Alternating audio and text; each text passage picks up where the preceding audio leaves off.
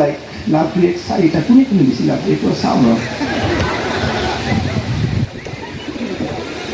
Honestly চবে কৰা এইটো মই একদম ফেক্ট হয় লগে লগে তোমাৰ কি হ'ল এটেনশ্যনটো ক'ত গুচি গ'ল পঢ়াৰ কথা নাই আৰু কলেজ চলেজ নাই ক'ত গুচি গ'ল মোবাইলত তাৰপিছত চাবা নটিফিকেশ্যনখিনি তাৰপিছত চাবা লাষ্ট মোক গুড নাইট কেইটাত দিলে 11টাত লাষ্ট চিন কেইটাত 12টাত কি কৰিছে এক ঘণ্টা ই লগে লগে কি মেছেজ গুড নাইট 11টাত দি কাৰ লগত 12টাৰ লগত লেকচাৰ মাৰি আছা লগে লগে ঘৰত যায় কোনাৰ চাইডত তাৰপিছত ক্লাছৰ মানে ট্ৰাষ্ট মি কি কৰি আছা নিজৰ লাইফত ট্ৰাই টু ইনষ্ট্ৰস্পেক্ট কি কৰি আছা তোমালোকে সফলতা লাইফত এনেকৈ নাহে চেক্ৰিফাইচ কৰিব লাগিব সেই ফুচফাচ কৰিলে তাৰপিছত কলেজ আহে কলেজতো সেইটোৱে টপিক এফালে বাইদেউ বুজাইছে ছাৰে বুজাইছে তুমি মোবাইলটো তলত ৰাখি কেনে আজিৰ পৰা নামাতিব বুলি কৈছোঁ নাই বিদ্যা নামাতিবা আল্লাহ কসম যা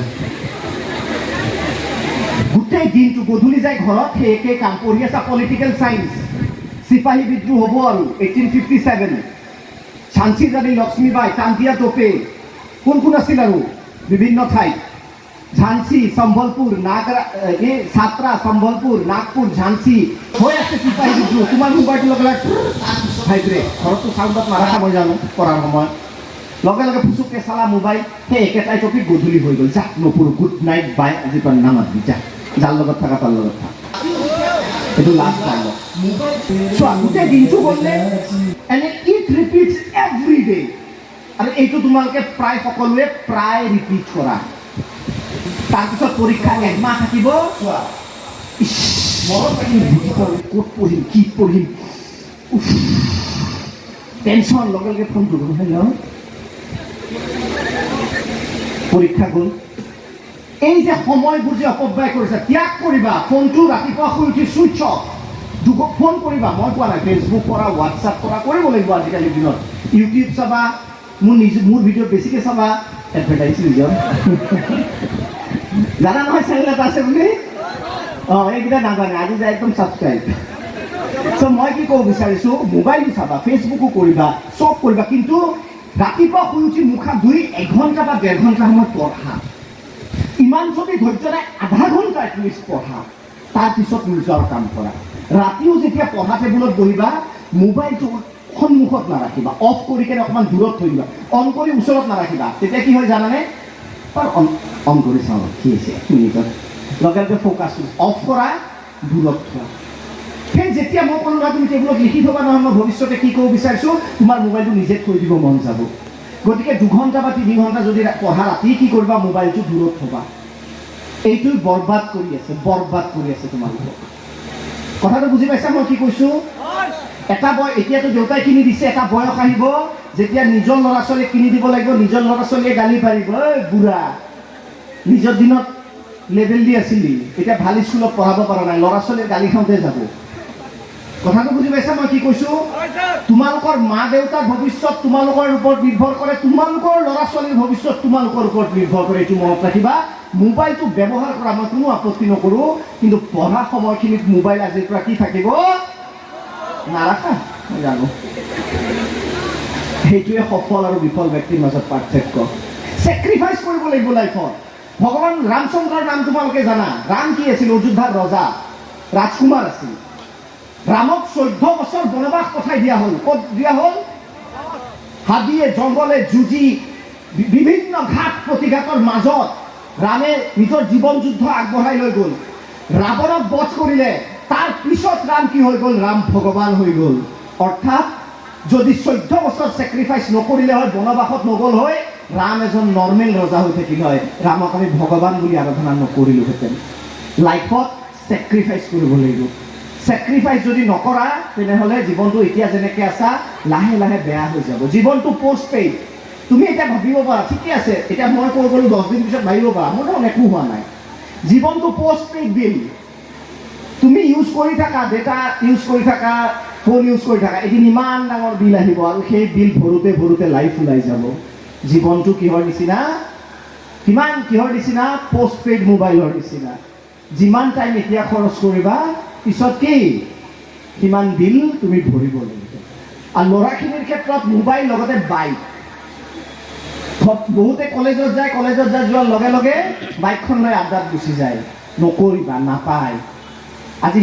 আজি যদি তেনেকৈ কৰা 15 বছৰ পিছত সেইখন বাইক পুৰণা হৈ যাব, নতুন বাইক কিনিব পইচা নহ'ব। কিয় নাভাবা যে এখন মই ডাঙৰ বিলাসী গাড়ী কিনিম, এতিয়া বাইকত উঠি আছোঁ। সেইটো যদি সপোন দেখা তোমালোকে, বাইকত অনাহকত সময় নষ্ট নকৰিবা। আৰু এটা কথা মনত ৰাখিবা, বাইক যেতিয়া থাকে পিছফালে বহিবলৈ বহু বন্ধু পাবা। বিপদত পৰি 10 টকা খুজিবা, কোনেও নিদিয়ে। দুজনমান থাকে, বল ফুৰিব, বাইক চলোৱাটোকে উঠাটোৰ লেভেল বেছি। গতিকে এইবিলাক সৰু বস্তু, এইবিলাক এভইড কৰিবা যিমান পাৰা। চলোৱা বাইক, কিয় নচলিবা? এটা টাইমত যাব, এইটো বয়সতে নচলা, কাৰ বয়সত চলাবা?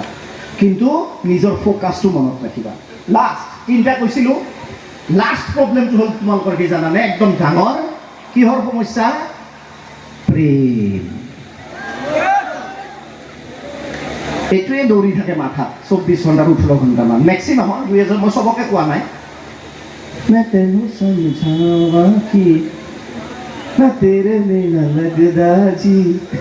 চবৰে চোৱা, মনত ৰাখিবা এইখিনি কথা মই খোলা খুলিকে কৈছোঁ। যি ল'ৰাই বা যি ছোৱালীয়ে কয় তুমি ক্লাছ কৰিব নালাগে, মোৰ লগত ফুৰিব ব'লা, সি তোমাক ভাল নাপায়। যি ল'ৰা বা যি ছোৱালীয়ে কয় ক্লাছ কৰিব নালাগে, মোৰ লগত ফুৰিব ব'লা, ট্ৰাষ্ট মি, সেই ল'ৰাটোৱে তোমাক বা সেই ছোৱালীয়ে তোমাক ভাল নাপায়। যি ল'ৰাই ক'ব তুমি ক্লাছটো কৰা, তুমিও ভাল মানুহ হ'ব লাগিব, ময়ো ভাল মানুহ হ'ম, আমি এখন সুখৰ সংসাৰ কৰিম, আমাৰ ল'ৰা ছোৱালীক ডাঙৰ মানুহ বনাম, সি তোমাক প্ৰকৃততে ভাল পায়। ভাল পোৱাটো কি? মোৰ লগৰ দুজন আছে, ক্লাছ 7ৰ পৰাই ভাল পোৱা। নাও দে gut married. Do you know' both R doctors নাও। ইমান ভাল লাগে সিহঁতৰ প্ৰেম, কোনোদিন পঢ়াত ক্ষতি কৰা নাই, দুইটাই মেডিকেল পঢ়িছে, কম্পিটিশ্যনত পঢ়িছে। গতিকে প্ৰেমটো কি বেয়া বস্তু? ক্লাছ 7ৰ পৰাই সিহঁতে প্ৰেমত পৰিছিল। এতিয়া দুইটা ডক্টৰ, ডাঙৰ এটা ঘৰ বনাইছে, সৰু বাচ্চা কেতিয়াবা বাহিৰত ফৰেনত ফুৰিব যায়, ছুইজাৰলেণ্ড যায়, ফ্ৰান্স যায়, ভাল লাগে আমাৰ দেখি কেনে। গতিকে প্ৰেম বস্তুটো তোমালোকে এতিয়া উধাই বহুতে খায়, এইটো সময় নষ্ট হয়।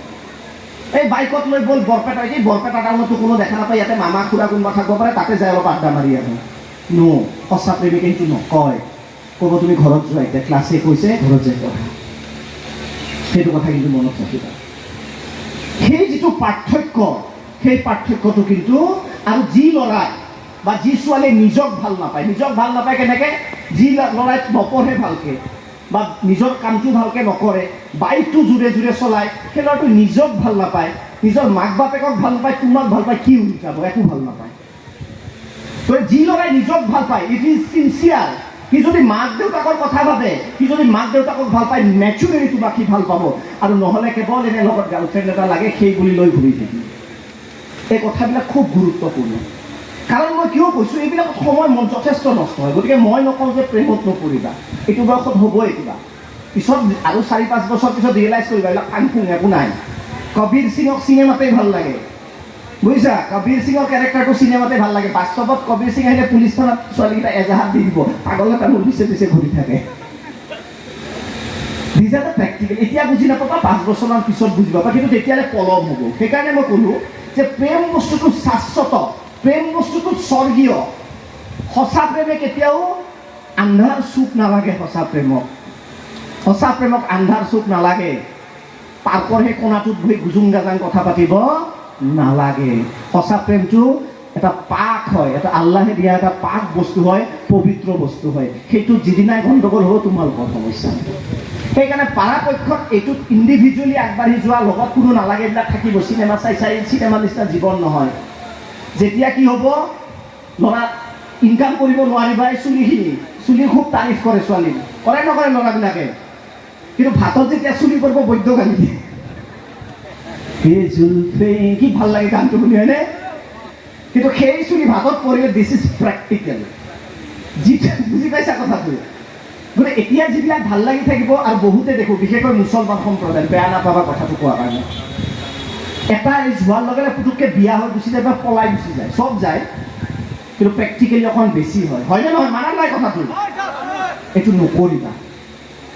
কিয় নকৰিবা? তোমাৰ নিজৰ লাইফ বৰবাদ কৰি আছা, ল'ৰাজনৰ লাইফ বৰবাদ হৈ আছে, তোমালোকৰ সন্তানৰ লাইফ বৰবাদ হৈ আছে। নকৰিবা। নিজকে গঢ়া। এটলিষ্ট 25-28 মান এজ হৈ লওক, অকণমান পইচা বেংকত জমা থ'ম, দেখা পাওঁ বেয়া লাগে, ল'ৰা ছোৱালীৰ যদি বেমাৰ হয়, জ্বৰ উঠে, চৰকাৰী হস্পিটেলত যায় 3-4 ঘণ্টা ৰখি থাকে, ডক্টৰ নাহে, বুকু ফাটি যায়, সেই মাকজনীয়ে কেনেকৈ সহ্য কৰিব পাৰে? বেংকত যদি অলপ টকা জমা থাকে, কমচে কম এটা চাইল্ড স্পেচিয়েলিষ্টৰ তালৈ যায় দেখাব পাৰিবা কি হৈছে, হয় নহয়? গতিকে মা হিচাপে তুমি পাপ কৰিলা নাই? যে নিজক নগৰাকে তুমি বিয়াত গ'লা, মা হিচাপে তুমি পাপ কৰিলা নাই? দেউতা হিচাপে তুমি পাপ কৰিলা নাই? সেই পাপটো নকৰিবা। কথাটো বুজি পাইছা?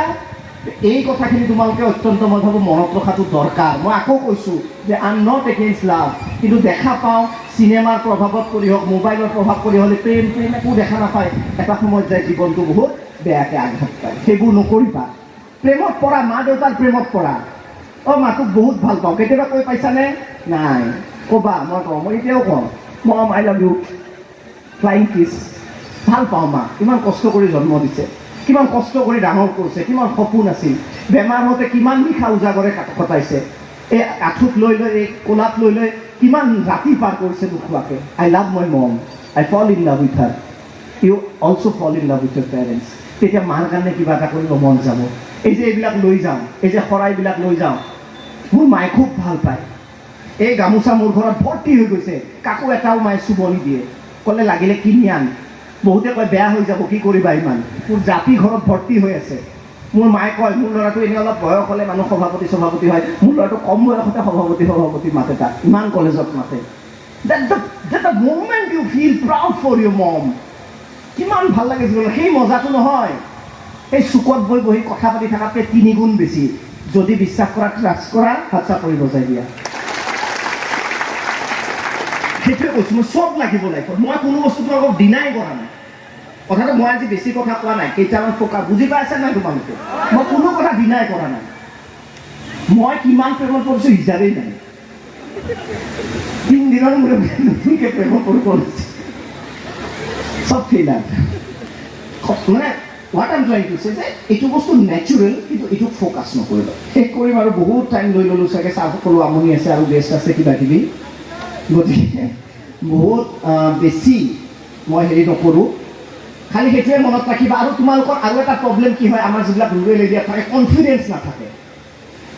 এতিয়া যে ভাষণত ক'ব আহিছে বা বহুতক মই ভাষণ দিব দিওঁ, কি হ'ব? ভৰি কপি, সদায় কম্পিটিশ্যন কৰিবা, যিহেতু বেয়া চেঞ্চত নহয়। আৰু যদি মই কওঁ 2জন অটলমান ল'ৰা ছোৱালী আহিব আৰু 2জন তোমালোক আহিবা, ইয়াতে পলিটিকেল চায়েন্সৰ ওপৰত মই কুৱেশ্যন দিম, তোমালোকৰ 99% না মোৰ পেটৰ বেমাৰ, আজি কলেজ নাযাওঁ। আৰে ট্ৰাই তো কৰকে দেখো, কনফিডেন্স নেহেৰাবা। মই কিয় নোৱাৰিম? মই এবাৰ ডিবেট কম্পিটিশ্যন কৰিব গ'লোঁ। ডিবেট কম্পিটিশ্যন জানা নহয়, inter college, North East level, 75টামান 75 পাৰ্টিচিপেণ্ট আছে। মইতো আৰু নৰ্মেল ঘৰত যোৱা ইস্ত্ৰি নাই, চাটত ঝেং ঝুং আমি গুচি যাওঁ, যেনেকৈ পাই তেনেকৈ। মেক্সিমাম ল'ৰা ছোৱালী প্ৰাইভেট স্কুলৰ পৰা আহিছে, পূৰা আইৰণ কৰা, ইস্ত্ৰি কৰা, পূৰা হেয়াৰ ষ্টাইল, জেল ফেল। আমাৰতো এইবিলাক নাই, মায়ে নাৰিকল তেলটো লগাই দিব, ফণি এনেকৈ মাৰি দিম, হৈ যাব বঢ়িয়া। এজনী ছোৱালী দেখিলোঁ, একদম চুলিখিনি ইয়াতে এনেই বান্ধিছে, এনেকৈ বহি আছে। কাষৰ এজন ল'ৰা আছে, I'm very hot here. সিহঁতে মই অলপ গাঁৱলীয়া টাইপ মানুহ, মইতো সিহঁতক কথাও ক'ব পৰা নাই, কাৰণ গোটেইকেইটা যিখিনি আহিছে অলপ ইংলিছ মিডিয়ামত পঢ়া, মোৰ লগত কোনো কথা পাতা নাই। মই ইফালে চাওঁ, কোনো নাপাতে। সিহঁতে নিজৰ মাজত পাতি আছে যে I have trained in English pronunciation, I have trained in accent and such, কথা পাতি আছে আৰু এইটোৱে। ছোৱালীকেইটাই কৈছে, oh really, I have also done that, it's great, পাতি আছে। মই কি কয়, trust me, these are the facts of my life. সেইকাৰণে মই হাৰ নামানো কেতিয়াও। ডিবেট কম্পিটিশ্যন সিহঁতে ক'ব গ'ল, এনেই দেখাতে বাহিৰত, ভিতৰত যায় ক'বই নহ'লে একো ভালকৈ। মোৰতো ইংৰাজীটো ইমান ভাল নহয়। মই কি কৈছোঁ, লগে লগে বাথৰুম গুচি গৈছোঁ। ভয়তে নহয়, বাথৰুমত আইনা থাকে। মোৰ নম্বৰটো দেৰিকৈ আছিল, মই প্ৰেক্টিছ কৰিছোঁ। বোলে সিহঁতে ট্ৰেইনিং লৈ যি ইংলিছ কওঁ, ভিতৰত চাওঁ, মই পাত্তা দিয়া নাই না, দিখা দেগা। আইনাৰ সন্মুখত গৈছোঁ, প্ৰেক্টিছ কৰি আছোঁ, সিহঁতৰ পৰাই শিকি সিহঁতৰে এক্সেণ্ট কৰি আছোঁ, মানে হাৰ নামানো। বাথৰুমত 2 ঘণ্টামান গোন্ধ বহি আছোঁ। কাৰণ সন্মুখত আইনা থাকে, আইনাত প্ৰেক্টিচ কৰি আছোঁ বোলো ময়ো কম অলপ স্পীক আছে মানে এনেকুৱা লাগিব নালাগিব যে মই ইংৰাজী নাজানো ভালকে। 5 মিনিটহে ক'ব লাগে ডিবেটত, সেই 5 মিনিটত এনেকুৱা কমি একদম লণ্ডনৰ পৰা পাছ কৰিছে, কেম্ব্ৰিজৰ পৰা। কথাটো বুজি পাইছা? যে সেই যে কম্পিটিশ্যন কৰিম, হাৰিব পাৰোঁ, তেতিয়া মই যেতিয়া যাই কেনে ক'লোঁ ট্ৰাষ্ট মি, চব ঠাণ্ডা হৈ গৈছে। মই প্ৰথম লাইনটো এনেকৈ আৰম্ভ কৰিছিলোঁ, being a proud citizen of this largest democracy, I take my firm stand here to oppose this motion, Honorable Speaker, sir. Itu কিন্তু ইমান জানা নহয়, এনেই আৰু ইংলিছতো খুব ভাল নহয়, একোতে ভাল নহয়, আচ্ছা যিয়ে নহয়। কিন্তু এই যে মই ক'লো ডিটাৰমিনেশ্যন, যে 5 মিনিটহে মই ক'ব লাগে, তাৰপিছত মোক চবেই আহি যেতিয়া মই প্ৰাইজ পালোঁ, চবেই আহিছে where are you from? মই এই 7 মাইলত থাকোঁ। Do you have training in debating in your college? মই কৈছোঁ নাই, ছাৰ আহিছিল, ছাৰে এইকেইটা চিঙিৰা খাব লাগিছিল। লগত ছাৰ এজন যায়, তেওঁলোকৰ ছাৰে লেপটপ চেপটপ লৈ কিবা বুজাই আছে, মোক কৈছে where is your coach? মই কৈছোঁ এই চিঙিৰা পা। সেইকাৰণে মই কৈছোঁ, এইটো হাঁহা কথা নহয়, সেইকাৰণে মই কৈছোঁ राजा का बेटा राजा नहीं होता, राजा वही होता है जो हकदार होता है। रजार पुत्रे केতিয়াও ৰজা নহয়, ৰজা কিয়ে হয় যাৰ যোগ্যতা থাকে। লাষ্টত এটা কাহিনী কৈ শেষ কৰি দিম 3 মিনিটত, বৰটো হোৱা নাই, 3 মিনিটছ, অনলি 3 মিনিটছ। লাইফত এটা কথা মনত ৰাখিবা, যেতিয়া চেলেঞ্জ আহিব নহয়, চেলেঞ্জ আহে নাই লাইফত, একচেপ্ট কৰিবা, পলাই নাযাবা। কিবা এন্ট্ৰেন্স হৈছে, পৰীক্ষাটো দিয়া, ফেল কৰিব পাৰা, ডিবেট কম্পিটিশন আছে, পাৰ্টিচিপেট কৰা, নোৱাৰিব পাৰা, ইণ্টাৰ কলেজ ডিবেট যোৱা, শিকি আহিব পাৰিবা। जिंदगी में एक फॉर्मूला याद रखना, मैं हमेशा रखता हूं, ना जीतना जरूरी है, ना हारना जरूरी है, जिंदगी में खेलना जरूरी है। এনেও মানে নহ'ব, এইটো বুজি পাব লাগিব, আকৌ তোমালোকে লগে লগে ক'ব লাগিব, না जीतना जरूरी है, ना हारना जरूरी है, जिंदगी में बस खेलना जरूरी है।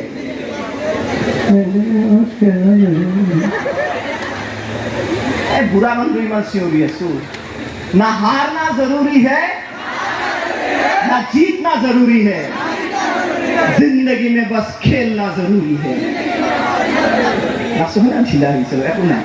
এটা সৰু কাহিনী কৈ শেষ কৰিম। এই যে আমি হাৰ নামানিবা, কেতিয়াবা ভাগি নপৰিবা। লাষ্ট কাহিনী কৈ শেষ কৰিম। এজন মানুহৰ নাম আছিল ডেৰেক ব্ৰেমেন। কি নাম আছিল? নামটো শুনিছা কেতিয়াবা? ইয়ো হানি সিং শুনিছা? বাচ্চা শুনিছা? কেটৰিনা আলিয়া, আৰু এটা ছোৱালী নতুন ক্ৰাছ আহিছে, কাৰ্তিক আৰিয়ান। ছোৱালীকে দেখি ও মা বলবি। আচ্ছা,